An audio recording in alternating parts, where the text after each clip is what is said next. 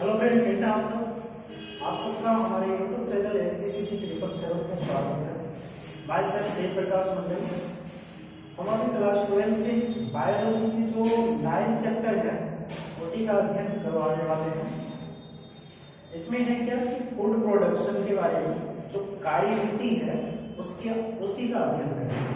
ठीक है, तो फूड प्रोडक्शन में हम कैसे अध्ययन करेंगे। तो आज की जो जनसंख्या है वो इसके पहले हमने बता दिया था आपको कि आज की जो जनसंख्या है बहुत ही ग्रोथ किया है, जिसके कारण खाद्य पदार्थ की कमी अगर हो जाए तो ये संभव नहीं हो सकता। इसीलिए हमें क्या करना है, फूड के प्रोडक्शन में वृद्धि करवाना। तो कैसे होगा, तो हमने प्लांट ब्रीडिंग के बारे में आपको बताए थे कि प्लांट ब्रीडिंग होती क्या है। तो प्लांट ब्रीडिंग के बारे में हमने आपको बताया। उसके बाद प्लांट ब्रीडिंग के मुख्य टारगेट क्या क्या है उसके बारे में हमने आपको बता दिया। अभी हम आपको बताने वाले हैं प्लांट ब्रीडिंग की कुछ प्रमुख विधियों के बारे में। ठीक है, तो पादप प्रजनन की प्रमुख विधि आखिर है क्या क्या उसके बारे में जानना है। तो सबसे पहले पादप प्रजनन की प्रमुख, ऐसे तो बहुत सारे विधि आएंगे लेकिन उसमें से हम 4 या 5 मुख्य विधि है उसी का अध्ययन करेंगे। तो 4 या 5 मुख्य विधि है उसी का अध्ययन करेंगे। सबसे पहले आ जाते हैं आपका पादप पुनर्स्थापन और दशानुक्रम। पादप पुनर्स्थापन और दशानुक्रम। ठीक है, दूसरा आता है सिलेक्शन यानी बरण। ठीक है, तो दूसरा विधि आ जाता है बरण और तीसरा विधि आता है आपका संकरण यानी हाइब्रिडाइजेशन। आपने पढ़े होंगे 5 अध्याय में हाइब्रिडाइजेशन के बारे में। उसके बाद चौथा आता है म्यूटेशन ब्रीडिंग। ठीक है, और 5वां आता है पॉलीपोलाइड। ठीक है, बहुगुणिता। तो इस तरह के 5 का अध्ययन हम करने वाले हैं एक एक करके। ठीक है, तो सबसे पहले हमने आपको बताया पादप प्रजनन की प्रमुख विधियों में से लिखना है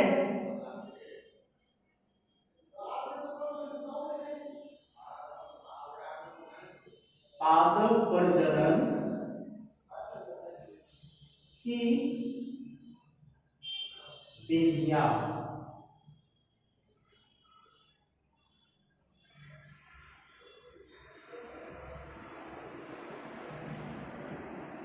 हो गया, पादप प्रजनन की प्रमुख विधि हमने बताया 5, तो 5 लिखिएगा। पादप प्रजनन की प्रमुख 5 विधियां हैं।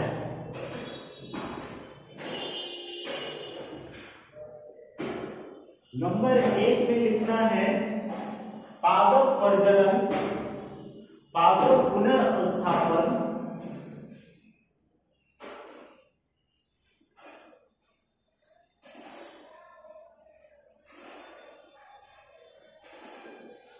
या दशानुक्रम।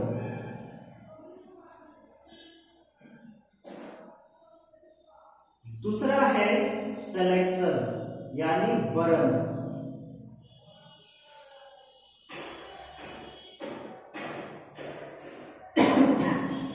तीसरा है हाइब्रिडाइजेशन संकरण।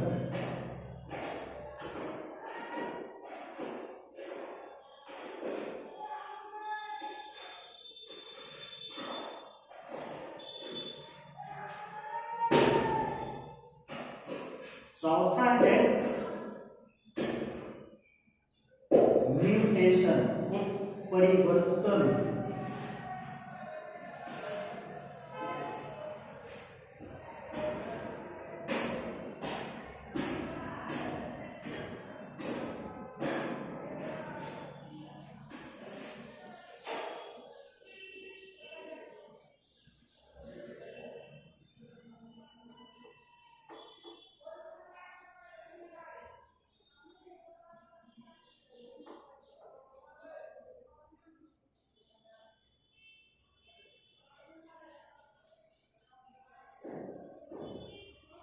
पांचवा है बहुगुणिता।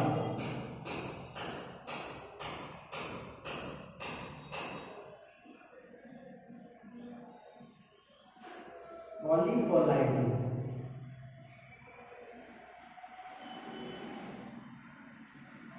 ठीक है, ये 5 जो है क्या है, विधियां हैं। कौन सी विधि? तो प्रमुख विधि है। किसके लिए है प्रमुख विधि? तो ये पादप प्रजनन की प्रमुख मुख्य विधि कौन कौन से हैं? 5 विधि हैं। सबसे पहला है पादप पुनर्स्थापन या दशानुकरण। ठीक, दूसरा है वरण यानी सिलेक्शन, तीसरा है संकरण यानी हाइब्रिडाइजेशन, और चौथा है उत्परिवर्तन प्रजनन यानी म्यूटेशन ब्रीडिंग। ओके, और है नेक्स्ट पांचवा है बहुगुणिता अर्थात पॉलीपोलाइटी। अभी हम जानेंगे कि पादप पुनर्स्थापन और दशानुक्रम में 2 विधियां हैं, एक पुनर्स्थापन का और एक दशानुक्रम का। ये 2 है क्या है? तो पादप पुनर्स्थापन में क्या होता है? तो पादप पुनर्स्थापन में सबसे पहले जान लेना है किसी पादप को उसके प्राकृतिक आवास, जो नेचुरल से मिला हुआ आवास है, उस आवास से निकालकर किसी दूसरे जगह जलवायु वाले नए आवास में स्थापित करना ही पादप पुनर्स्थापन कहलाता है। ठीक है, नेक्स्ट जो दशानुकरण है वह क्या है? जब पादप नए आवास में, ठीक है, कोई भी पादप जब नया आवास में तरह तरह के जलवायु में अपने आप को समायोजित कर लेते हैं, अपने आप को ढाल लेते हैं, उसको दशानुक्रम कहा जाता है। समझ गए? दशानुक्रम क्या है? मान लेते हैं ये एक जगह पे हमने धान के बीज को बो दिया, पैडी। अब ये पौधे हो गए छोटे छोटे, इसको फिर हमने कहीं दूसरे जगह ले गए, इसके एनवायरमेंटल इकोसिस्टम के आधार पर हमने लगा दिया। तो ये क्या हो गया? एक जगह से दूसरे जगह, मतलब प्लेस को चेंज करना पुनर्स्थापन कहलाता है। ओके, और इसी पे फिर क्या होता है, इस जगह से उठाकर कोई दूसरे एरिया के इकोसिस्टम में अर्थात जलवायु में ले जाकर हम रख देते हैं। जैसे साइबेरियन पक्षी साइबेरिया से उड़कर विंटर के सीजन में हमारे एरिया में आ जाते हैं, बहुत सारे झीलों में आ जाते हैं। तो ये क्या हो रहा है? उसका दशानुक्रम हो रहा है। ठीक है, तो ये था आपका पादप पुनर्स्थापन और दशानुक्रम। क्लियर? तो चलिए, पादप पुनर्स्थापन और दशानुक्रम लिखने के बाद आप डैश देके लिखना शुरू कीजिए। किसी पादप को उसके प्राकृतिक स्थान से निकालकर अन्य जलवायु वाले आवास में स्थापित करना ही पुनर्स्थापन कहलाता है।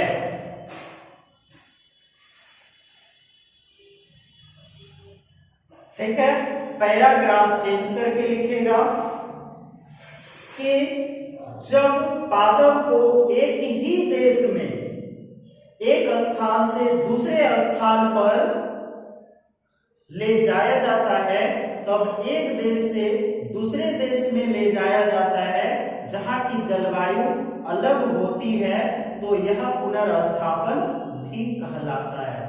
एक देश में भी ले जाया जाता है अर्थात दूसरे देश से भी लाया जाता है या दूसरे देश में भी ले जाया जाता है, इसको भी पुनर्स्थापन कहा जाता है। ठीक है, फिर पैराग्राफ चेंज करके लिखिएगा, जब पादप नए आवास में रहकर भिन्न भिन्न जलवायुओं में अपने आप को समायोजित कर लेते हैं उसे दशानुक्रम कहा जाता है। ठीक है, दशानुक्रम भी हो गया। पादप पुनर्स्थापन के अंतर्गत पादप की जो कलम है वह जैसे चमेली हो गया, मोगरा हो गया, ये सब कंद प्रवर्धक जो है या बीज का उपयोग किया जाता है। भारत में कुछ पुनर्स्थापित मतलब भारत में कुछ पुनर्स्थापित कुछ पादप की किस्म है, जैसे मान लेते हैं हम यहां फसल है, उसके बाद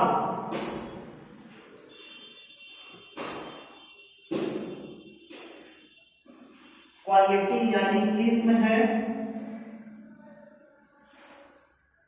उसके बाद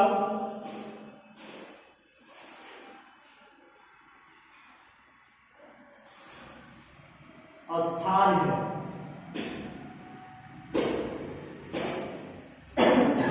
ये है वैरायटी, ये है क्रॉप्स और ये है आपका प्लेस। ठीक है, तो सबसे पहले हम लेते हैं पी को यानी मटर। मटर की वैरायटी क्या थी? तो मटर की वैरायटी है रेम्बस।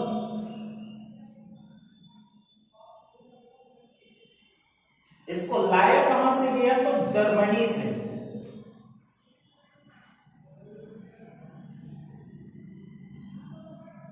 नेक्स्ट दूसरा है आपका टमाटर।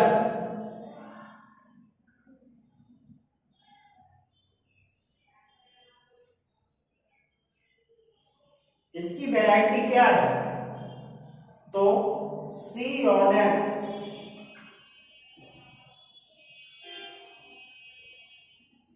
इसको कहां से लाया गया था?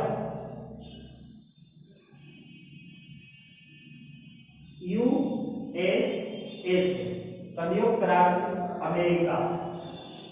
तीसरा चावल यानी राइस। चावल को कहां से लाया गया था? सॉरी, इसकी वैरायटी है IR8। इसको कहां से लाया गया? तो फिलीपींस।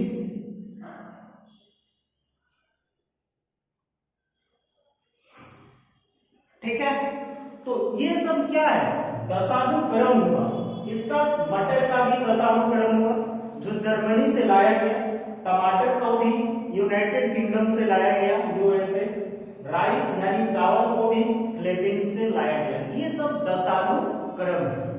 ठीक है, अब हम चलेंगे सिलेक्शन में। दूसरा क्या है हमारे पास? ये बर्ड सिलेक्शन। ठीक है, तो सिलेक्शन के बारे में अध्ययन करते हैं। सिलेक्शन है क्या? तो सिलेक्शन का अध्ययन करेंगे।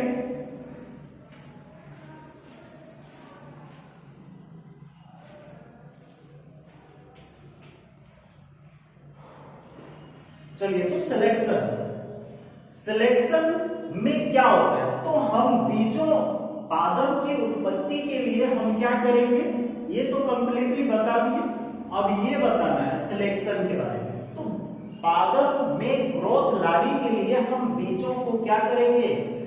उपयुक्त करेंगे और कुछ उसमें क्वालिटी पूर्ण बीजों को चुन के हटाएंगे। बीजों के मिश्रित यानी ढेर समूह में से क्वालिटी पूर्ण बीजों को उठा के अलग करेंगे और उसको फिर माइग्रेट करवाएंगे, हाइब्रिडाइज करवाएंगे और संकरित करवा के उससे फसल उत्पादित करवाएंगे। इसी को वर्ण कहा जाता है।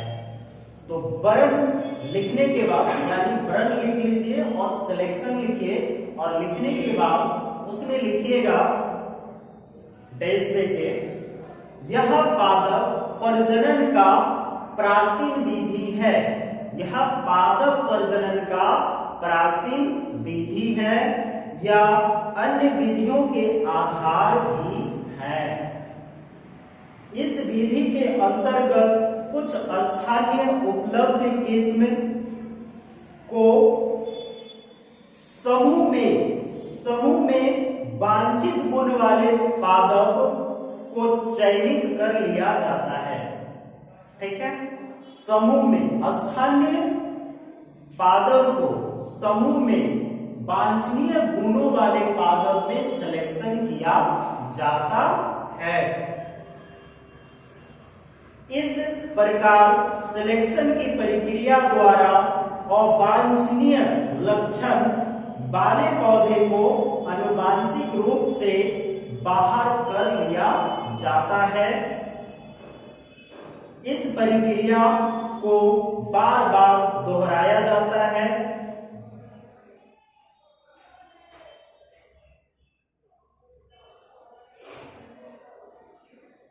पीढ़ी दर पीढ़ी वर्ण की प्रक्रिया अपनाने से अंततः वांछित गुण वाले पौधे ही क्या होते हैं, शेष बच जाते हैं।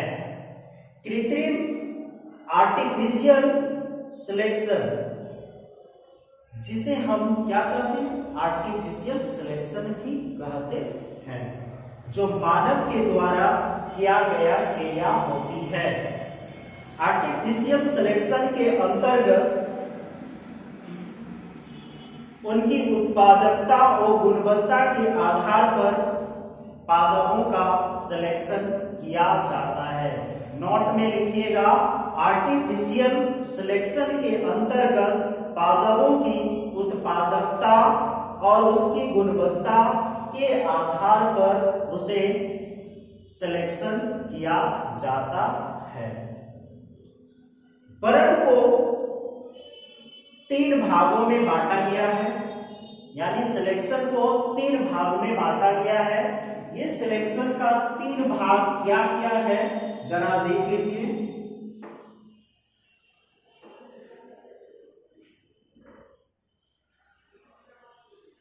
सिलेक्शन का 3 भाग क्या क्या है?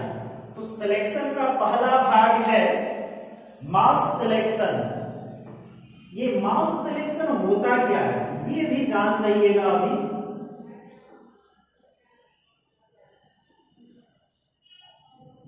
इस मिश्रित सिलेक्शन में वांछनीय पौधों को हटाना मास सिलेक्शन कहलाता है। उसके बाद प्योर लीव, उसके बाद है क्लोनियल,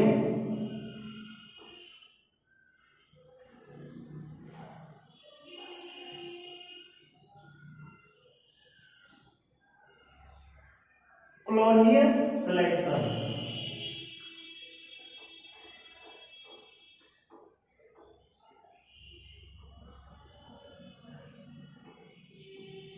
सबसे पहले मास सिलेक्शन को जानेंगे कि ये सिलेक्शन के 3 टाइप हैं। क्या क्या है सिलेक्शन के 3 टाइप में? तो पहले मास सिलेक्शन लिख लीजिए और डैश दे के लिखिएगा कि मास सिलेक्शन है क्या, जिसको हम समूह व्यापक वर्ण भी कहते हैं। इसको क्या कहते हैं? समूह और व्यापक वर्ण। ठीक है, समूह और व्यापक वर्ण भी कहा जाता है। तो इसमें क्या करना है? मास सिलेक्शन या समूह और व्यापक वर्ण लिखने के बाद डैश देके लिखिएगा कि जब समूह वाले आबादी की फसल में से स्वस्थ और वांछनीय गुण वाले पौधे को हटाना ही व्यापक वर्ण कहलाता है। ठीक है, व्यापक वर्ण किसे कहते हैं? तो व्यापक वर्ण उसे कहा जाता है कि समूह में जो फसल रहते हैं उसके वांछनीय गुणों एवं स्वस्थ बीजों को हटाना ही व्यापक वर्ण कहलाता है। पादप से मिलने वाले मिश्रित बीजों के ढेर को समूह या पुंज कहा जाता है, मास कहा जाता है। इन पौधे को उगाकर नई पीढ़ी प्राप्त की जाती है और फिर से वरण की प्रक्रिया द्वारा अवांछनीय पौधे को अलग कर लिया जाता है। नवांछनीय पौधे से प्राप्त बीजों को पुनः नई पीढ़ी की प्राप्ति के लिए दोहराया जाता है, किया जाता है। यह प्रक्रिया तब तक दोहराई जाती है जब तक कि एक समान वांछित गुण वाले पौधे शेष न रह जाए। ठीक है, ये थे आपका समूह व्यापक वर्ग। अब है शुद्ध वंश क्रम यानी प्योर लीव सिलेक्शन। इसको क्या बोला जाता है? शुद्ध वंश क्रम। शुद्ध वंश क्रम वर्ण। शुद्ध वंश क्रम वर्ण या फिर प्योर लीव सिलेक्शन लिखने के बाद डैश देके आप लिख सकते हैं। लिखिए, ऐसे पादप जिन्हें स्वपरागित होमोजाइगस जनक से प्राप्त किया जाता है, शुद्ध वंशक्रम के पादप कहलाते हैं। होमोजाइगस जनकों से प्राप्त किया जाता है, उसी को शुद्ध वंशक्रम कहा जाता है। शुद्ध वंशक्रम के पादप तथा इस विधि द्वारा नए पादप प्राप्त करना ही शुद्ध वंशक्रम वर्ण कहलाता है। शुद्ध वंशक्रम वर्ण के द्वारा कल्याण सोना और सोनालिका या ठीक है सोनारा ये सब आते हैं। कल्याण सोना किसका है? गेहूं की। शुद्ध वंशक्रम में कल्याण सोना, सोनारा और क्या है? सोनालिका। ये सब किसकी जाती है? तो गेहूं की है। समझ रहे हैं? गेहूं की है। तो ये था आपका शुद्ध वंशक्रम वर्ण का। अब नेक्स्ट हम पढ़ने वाले हैं क्लोनीय वर्ण।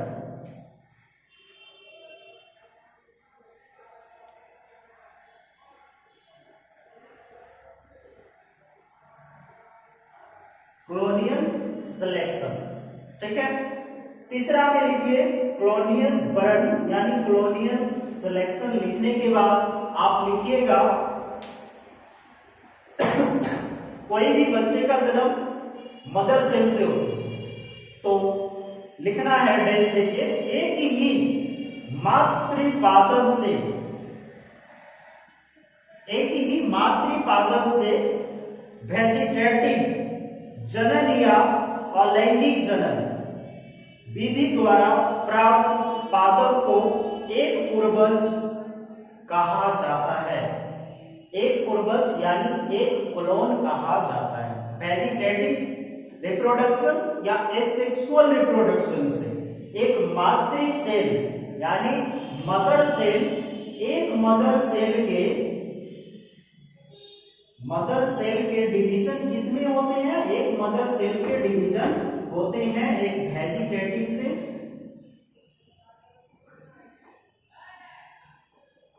और या तो फिर एसेक्सुअल से। ये दोनों रिप्रोडक्शन से अगर नए संतानों की उत्पत्ति हो रही है तो वह क्या कहलाता है? क्लोन कहलाता है, पूर्वज कहलाता है। ये बाहर जो है फिजिकल यानी बाहर के स्ट्रक्चर और फिजिकली एवं जेनेटिकली रूप से प्राप्त पादप के समान होते हैं। ये जो सिस्टम है कॉलोनियल सिस्टम फिजिकली एवं जेनेटिकली रूप से सामान्य होते हैं, एक दूसरे के बराबर होते हैं।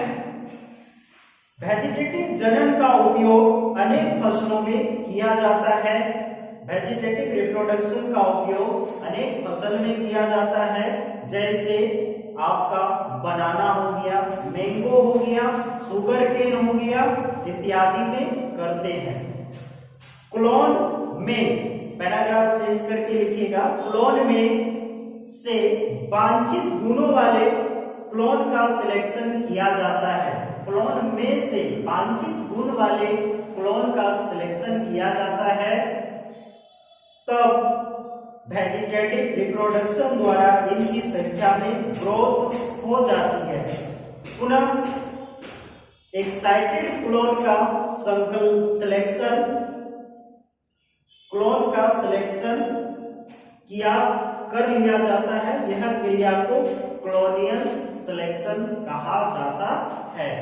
यह प्रक्रिया तब तक दोहराई जाती है जब तक कि नई किस्म का पौधा तैयार न हो जाए। इसमें कुछ स्ट्राइल पौधे में फसल सुधार की एकमात्र विधि मानी जाती है। यह विधि जो है ना, कॉलोनियल वर्ण की विधि जो है, यह स्ट्राइल यानी बंद पौधों में एकमात्र फसल उत्पादन की विधि मानी जाती है। कौन? Colonial selection.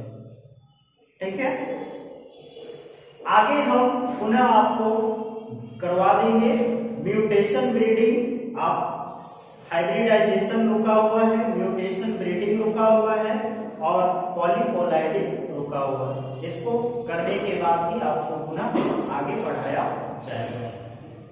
Thank you for watching.